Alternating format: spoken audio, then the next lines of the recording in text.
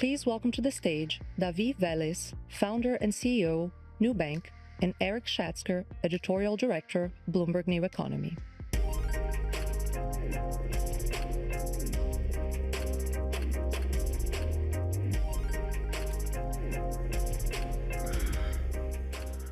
Yeah, I told you you'd see more of me this morning.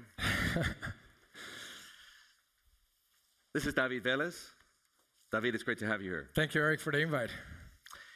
Your company, Nubank. Everybody knows Nubank in Brazil.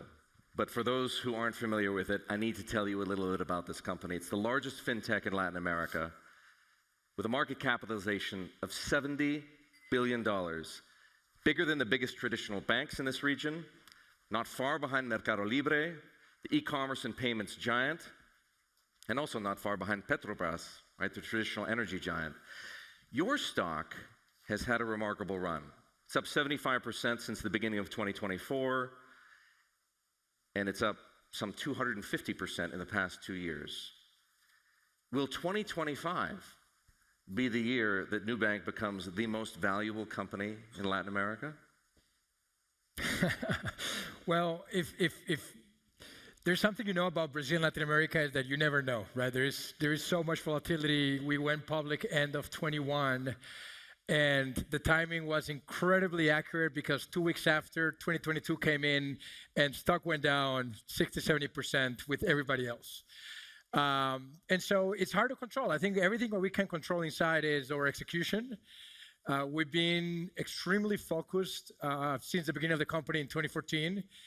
It's a very, very big market opportunity. This reinvention of financial services in Latin America. Brazil is one of the largest financial services markets in the world, and the business has been executing extremely well. So who knows what that means for price? Well, but you're getting at my follow-up question, which is what could change your company's trajectory? So, I mean, I think that we've continued to grow about 70-80% a year in terms of revenue. So revenue growth is significant. We have, in our core market, Brazil, we already have close to 60% of the Brazilian population as a customer. So maybe 6 out of 10 are customers of us, and the other 4 we should talk after, see what's happening. But we only have about 14% market share in credit card, 7% market share in personal loans, 2% market share in investments and savings. So there's a huge amount of growth still within the 60% of customers that we have in Brazil. And a lot of our growth is going to continue gaining share every month across every single one of those verticals. We began Mexico about 4 or 5 years ago, and we're now about the 5th largest credit issuer in the market. And it's early days. Mexico has 12% credit card penetration. So I don't think we necessarily need a huge trajectory change. Is more about executing this plan where a lot of the market cap and a lot of the services of banked customers are moving away from incumbent banks into digital banks. And I want to know more about that because 60% of the Brazilian population means, I think it's what, 105 million clients here? That's right. It is an amazing number for such a young company, but to your point, you have a smaller percentage of the national wallet share. People with Nubank accounts do often a lot of the rest of their banking at the traditional banks, some of which are here, by the way. Itaú is here, Bradesco is here. How do you change that? How does Nubank capture more of the wallet share so that it's not just a purple credit card that you pull out of your wallet, to show people how cool you are, that it's actually where you get the lion's share of people's business? What's amazing is for over 60% of our customers that have been with us for over 12 months, we're already the primary bank account. So if you think we have 100 million customers in Brazil and we're the majority primary bank account for those, Nubank is already the largest primary bank account in the country, bigger than incumbent banks. That's something you haven't seen really in any market around the world, where fintechs are able to build wallets, but making that transition from wallets to primary bank account is extremely hard. We've been able to already accomplish that for the mass market. We haven't been able to accomplish that for the high income. That's a much harder challenge. It's a much more competitive segment. That's where incumbent banks do have branches, have private bankers, have a lot of service. We don't have that. I don't think we necessarily will get there or we need to. So there is another sort of next level challenge of figuring how to do that in the app market.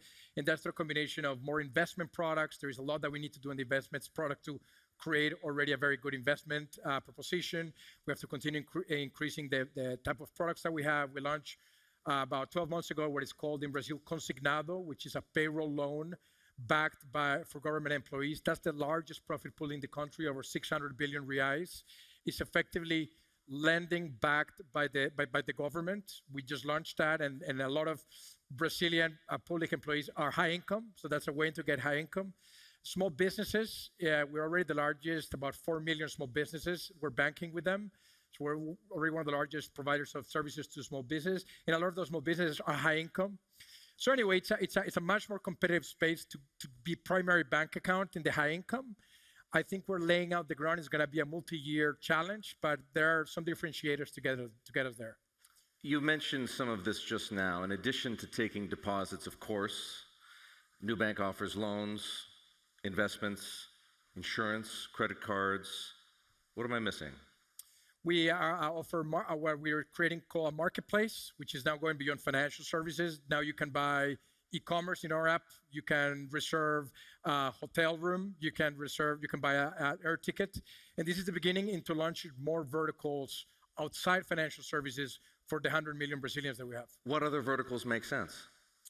I mean, really, I think what we're trying to, the way we think about it is, if there's any consumer company or any consumer startup in Brazil that needs to acquire customers, we can help. Because we're bringing 100 million people to their front door, number one. Second, we know how to underwrite and provide credit to 100 million people. So if you know something about Brazil, if you can provide credit, you can increase sales. Mm-hmm.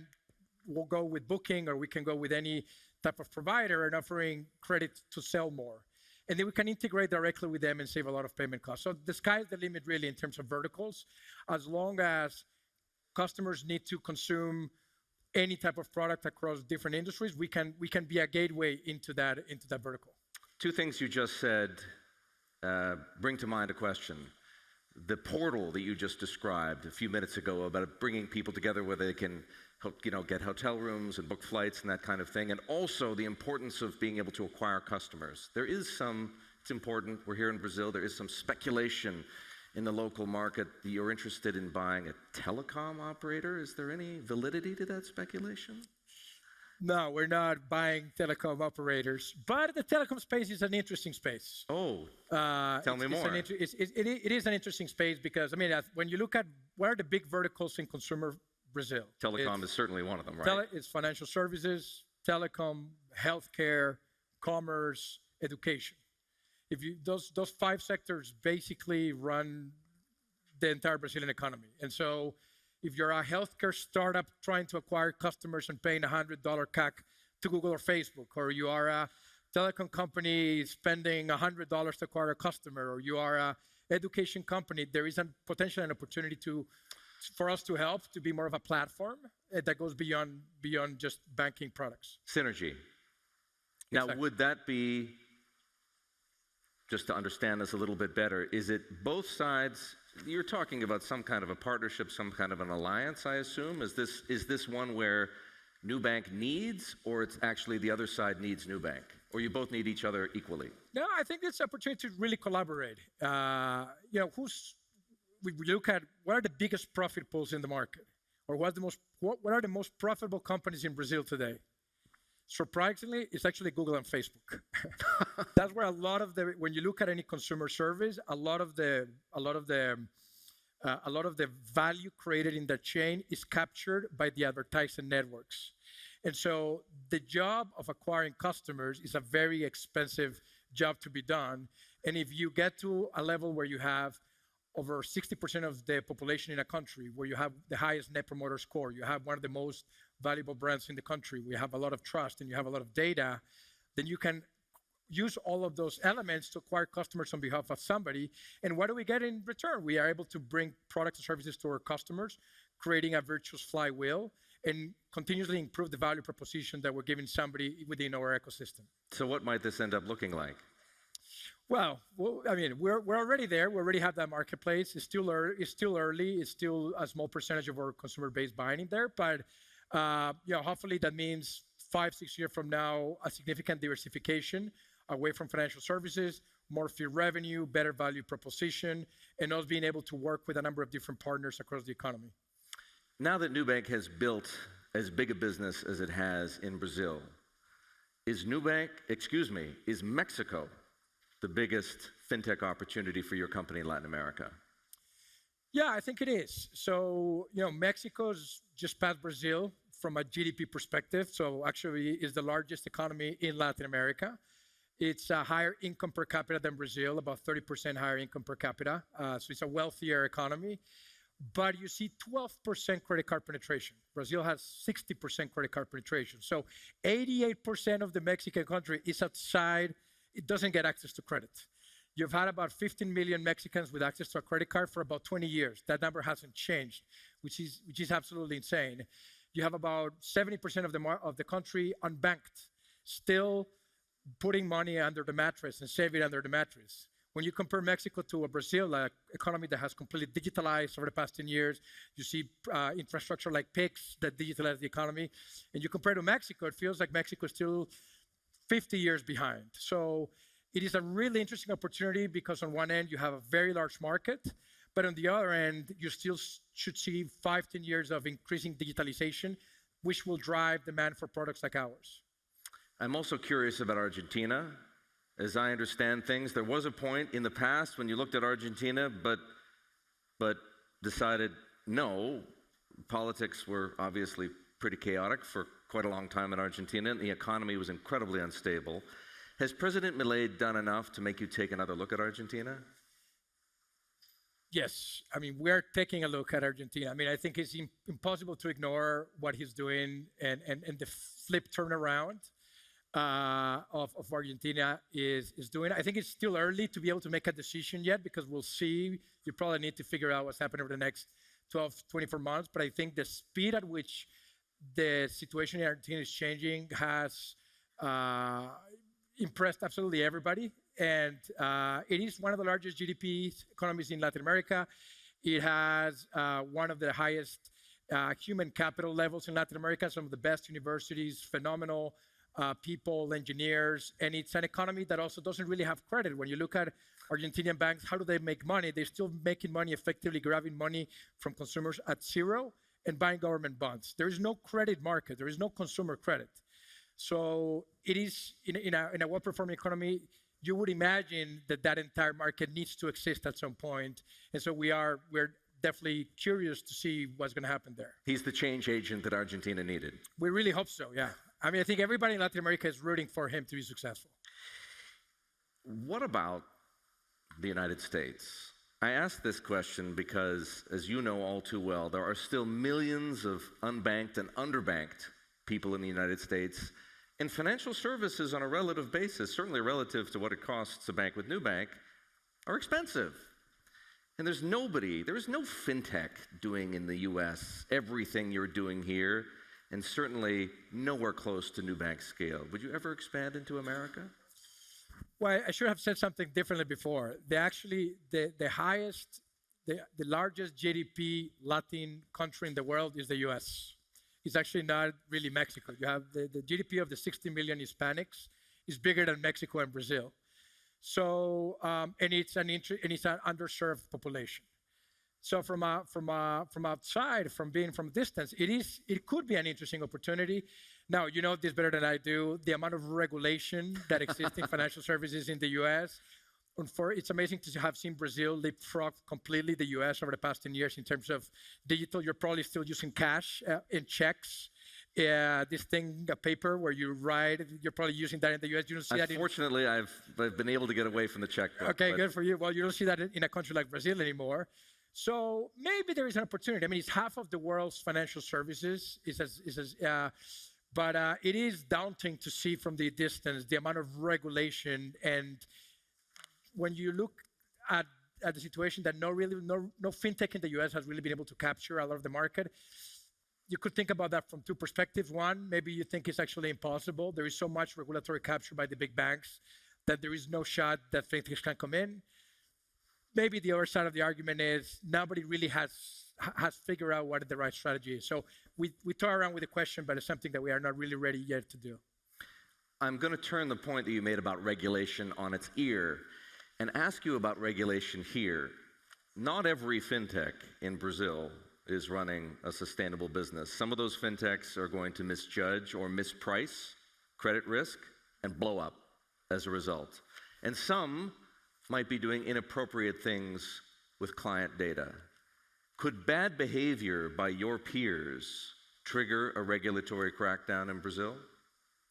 I mean, there's been bad behavior, but much less than you would have expected for an industry that has developed so much over the past 10 years, right? I mean, I think in 2019 there were something like 45 digital banks in Brazil, and there's been a huge amount of competition, and there's been very few cases.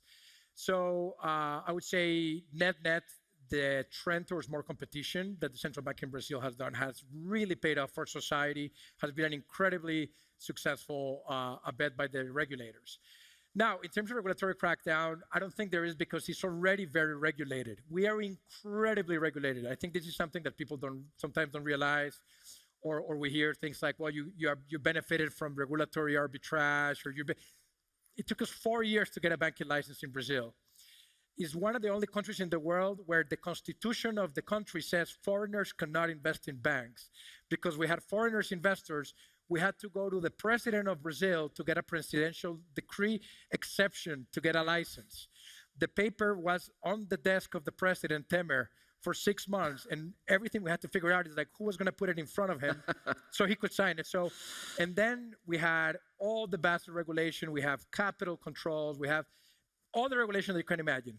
So there is not a space more to regulate more, really. We are as regulated as the biggest incumbent banks. And so while there might be actors in the system that might take advantage, there is not really space to be more regulated than we already are.